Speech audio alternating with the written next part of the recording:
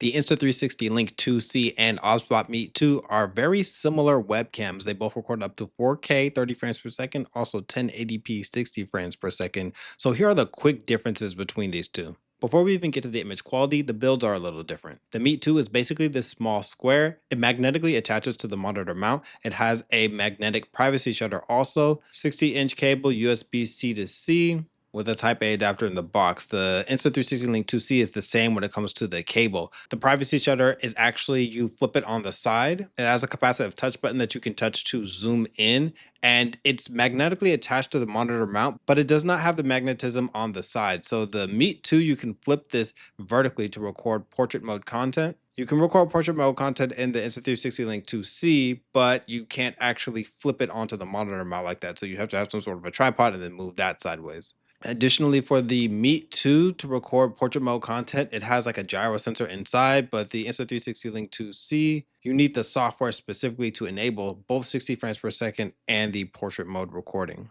The rest of the differences are in terms of the image quality, so let's go ahead and go over those because they're very nuanced. Now this is daylight only fully automatic settings, starting off with the Insta360 Link 2C, got it full screen so that you can see the full framing.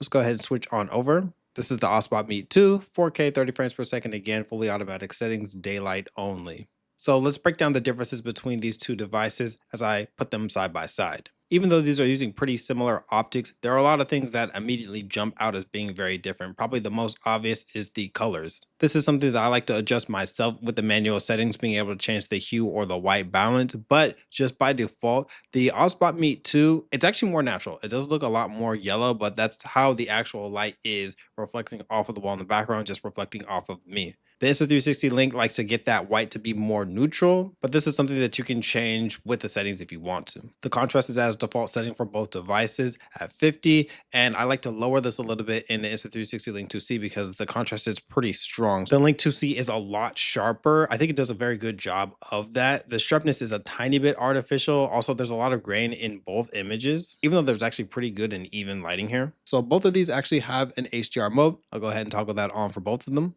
Now, both of these have a very subtle HDR mode. You can see that there's a little bit more detail in the previously very overexposed areas, but it's not very intense. Both of these help to even out the lighting in my face. It's probably good that it's not a very strong setting so that it doesn't make the image look very artificial. With studio lighting and manual settings, I have to say both of these webcams look extremely good, especially when considering their price. I bought both of them for $130 US. I've tagged both of these and I have links in the description so that you can see their current pricing because they do go on sale a lot and sometimes there's coupons. Similar to daylight only, a lot of the same observations apply here. The improved sharpness on the Link 2C in comparison to the Meet 2. But here's where you'll see what I mean about the colors in some of the brighter lighting. So I have my RGB light back there. It's like at an orange. So if I move over, you can see that kind of have to take my word for it. But the Link 2C is a little bit more accurate in terms of this, but both of the lights look pretty similar. But my face, it is still more of what it actually looks like as far as the colors on the Meet 2. The Link 2C is going to make your face look a little bit shiny, whether you're daylight only or if you're like me where I've got the studio lights on. They're not even really that bright. It's just the contrast is so high. Now you even turn the contrast down on the Link 2C, but this is just the effect that it gives off. I'm also going to clarify that what both of these two webcams look like is partially going to depend on your monitor, especially the Link 2C. Since they have such strong dynamic range, they're able to show some very bright and very dark colors and keeping some detail. If you or the person at the other end of the call is looking at your webcam with a non-HDR monitor or non-HDR screen, then the Insta360 Link's contrast is going to look a little bit jarring. But if you flip HDR on, I'm not talking about in the webcam, on the monitor itself, that dynamic range looks a lot more natural. And both of these webcams are just crushing it. But both of these devices do look really sharp in 4K.